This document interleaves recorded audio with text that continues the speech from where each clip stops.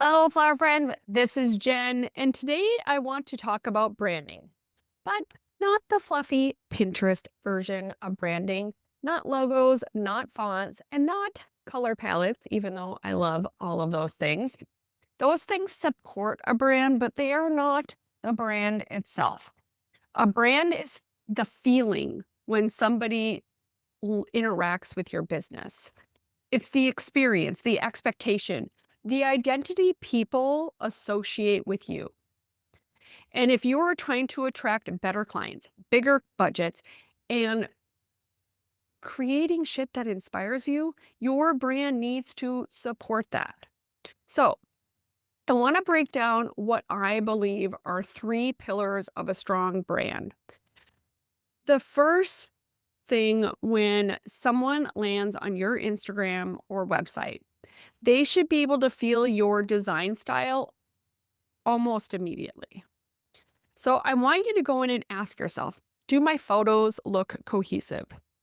Do my designs look like they belong together? I sometimes look at somebody's Instagram and go, what the hell is going on? It looks like they took a tropical flower class and then they were out in their garden cutting some things, and then they must have freelanced for somebody because they have some of those pictures on there. And then they did Mother's Day or Valentine's Day, and it just was like it looks like polka dots. Because if your feed has one rustic barn wedding, one tropical arrangement, one boho bouquet, and then one modern installation, all mixed together, you don't actually have a brand. You have a portfolio of random shit, you guys. And your aesthetic really becomes your design signature. I think I've done a couple episodes on brand, obviously, because we have the business bouquets and branding workshop coming up. And I really want you to guys to understand how important your brand is. Because if you do not have a brand and you are trying to build a business, you're going to have a hard time building a business with no brand. And you're going to have an even harder time building a business that actually is going to pay you what you want to make without a brand that supports that type of design, type of income. So we need your design signature to really pop out, because that signature is what attracts those right, perfect, beautiful, have money clients. So when you look at your Instagram, Facebook, is there cohesiveness? Does it look like you are all over the board? Does it look like you literally have randomness? Is there really anything at all? Does somebody go to your Instagram and wonder if you are still in business? Because I am gone and done that with various ways as well. I've gone and looked and I'm like, I wonder if this person is still even a business because they haven't posted since, or I wonder if this person actually is like doing this really, or they're just half-assing it because they post like once in the last 3 months. Just because you posted once doesn't make it look like somebody who is interested. You're looking like you're not taking this seriously. And then you're disappointed, and then you're beating yourself up because you don't understand why you're not attracting the right client. It's because you're not doing the fucking work, you guys. You need to build something that I always go like, and I actually was doing this after I just got done with the installation rockstar intensive workshop. And afterwards, I did a new concept of these hanging calla lilies. And afterwards, I was like, how could I make this better? How could I make this easier, faster? How could I make that? You guys, the AC and the heat in there is a struggle in that venue. And I felt, the calla lilies got a little droopy because we use large callas, which are very thirsty. And so I just, how can I make this better? How can I make this easier? And I'm constantly doing that with everything in my business. And that's, to me, part of my identity as a business owner, because I not only want to hit the easy button for me, but I want to hit the easy button for my clients. So making sure that I'm putting out this brand of ease and making people know that it's easy to work with me.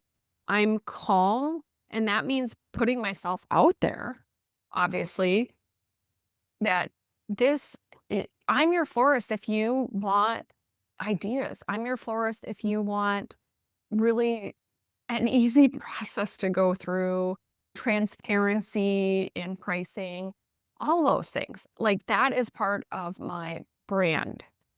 But my designs, I show a lot of color. You guys, I do 90% of my weddings are color. And there's a reason because that's what I put out there. My design signatures, I put out a lot of color. I have a lot of fullness. I got published in the last Minnesota Bride magazine, and a couple people who knew me, I was like, "Oh, did you see my shoot got published?" And they were like, "Yeah, we knew right away it was yours, right when we looked at it, because that's my design signature. Like my stuff looks like me, and my aesthetic comes across my Instagram and my portfolio on my website everywhere in a way that people can start to tell I was the florist." So ask yourself, do you have that same effect? Are you creating continuity in your design portfolio that is uniquely and wonderfully you?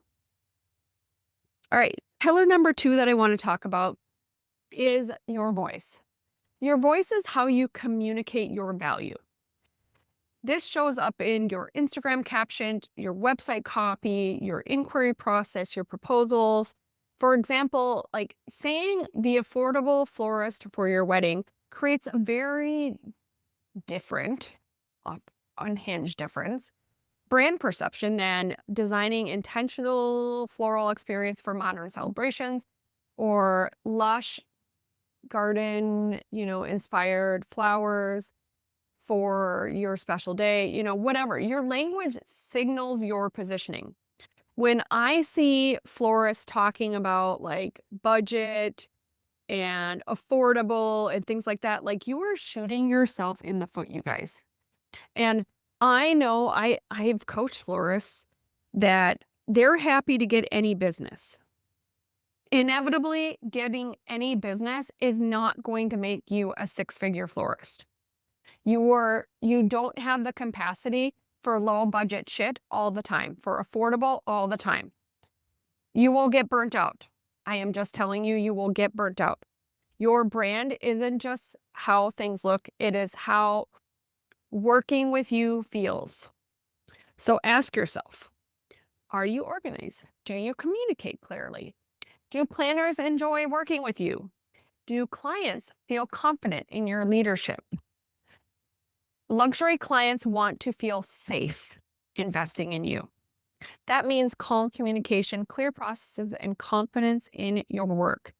Your clients is what your client experience really is really just setting the stage for that next time that they refer somebody to you. If you are a hot mess, which I know these florists, I need like the tornado coming through if you were a tornado, you cannot expect like calm, easy results. If you are coming in there with all the excuses of why a million things happened, you are creating that experience and it is going to echo with anyone who talks about you, anybody who thinks about using you, because that is just going to bleed into their mind that this person is a tornado. This person is a hot mess. This person seemed inexperienced. This person, well, was not a great communicator, whatever it is. Because suddenly people know what you do and who you are and why they should trust you. Like all of those things can get thrown away after you've tried to build a brand if you do not have clear processes and not have the things that really support a client experience that they're going to want to tell everybody about you. Your brand becomes incredibly powerful when your aesthetic, your voice, and your client experience comes together and aligns in a way that people are drawn to you. You are magnetic. And that was my word of the year, I think like 3 years ago. And it was kind of this point where I started to attract a lot higher in wedding or event. And it was like all of a sudden I just had hey, you have to talk to Jenny from Green Goddess because she does color all the time. She can do that big install. She can do all of those things. Or my confidence in my business is part of my brand. I straight up do positioning statements all the time about who I am, the value that I offer, and what people can expect working with me because I am so confident in all of these things, in the work that I can produce, in who I am as a florist and a designer, and who I am as a business owner. Even like setting the tone for I don't do evening appointments or weekend appointments, you guys, unless it is a so like crazy circumstance that I am accommodating somebody who is a doctor or, like a wedding planner or something. I've done like one evening consult in the last year. That is part of my brand, you guys. Like, I straight up tell people that I try to meet during the day because my children are so important to me. And I want to be with them at night when they're home from school. So I will tell somebody, "Hey, you know what? I try to do my appointments during business daytime hours that are already in my scheduling link that I sent you. I understand that might be tricky. As a mom and a business owner, I try to balance and be available for my children when school is out because it's really important for me to be there as their mom." And if somebody isn't in alignment with that and starts pushing me, they might not be my client. Their brand, my brand might not be in alignment with their self-entitlement or their if somebody's kind and nice about it, say, "You know what? I completely respect that. I just can't do that because." I'm going to respect that instead of saying, "Well, I think it's crappy that you don't offer evening appointments." Or I think it's crappy that you can't respect that my being a mom is like my most important job in the world. So F off, I have done that before. If somebody's going to be bougie or just not get it, not get who I am, that is fine. They are not for me. And everybody can have those boundaries, and you are the one that dictates them. You do not need to bend a million different things to accommodate someone if they are not in alignment with the values and the voice and the client experience that you have set in your business. You are the CEO. We we no longer need to let customers run our businesses and dictate what happens in our businesses. I'm the boss, not them. I will help them and I will create a great client experience and I will make sure that they are well taken care of. But I am not here to run my business out of an alignment of what is important to me. And one of those things is my children. One of those things are dealing with people who are reasonable, kind human beings that respect and don't expect the world when they are entitled to nothing. And we often will go and let them dictate the experience. I lead the experience. I lead the conversation. I am the CEO. And so are you. So, what does your brand say about you? What would you want to change? And all of these reasons is why I created the Business Bouquets and Branding Workshop. Because many florists are like incredible designers, but either don't know how to run a business or they don't have a brand that supports the level of business that they want, but also don't have a budget to go and just magically do that. So inside this workshop, we talk about building a brand identity. We talk about elevating your portfolio, attracting the right clients, and positioning yourself and your business for growth. Plus, portfolios are expensive, you guys. They are just flat out like doing a styled shoot, for one, is a huge pain in the ass. But for two, it is a ton of like money. It is just a ton of money. Buying all those flowers, getting linens there if you don't have a linen company that will donate or participate in the styled shoot. Sometimes you got to pay models. Sometimes, I mean, like the list goes on how this, just gets to be so expensive. And this experience, and especially right now, you guys, early bird pricing is going away like next week. So, like at the end of this week, early bird pricing is going away for this workshop. And so, if you want to take advantage, go check out floralceo.com/workshop. It's going to be in the show notes as well. But this is such a opportunity for you to get a portfolio because you're getting a mini branding session.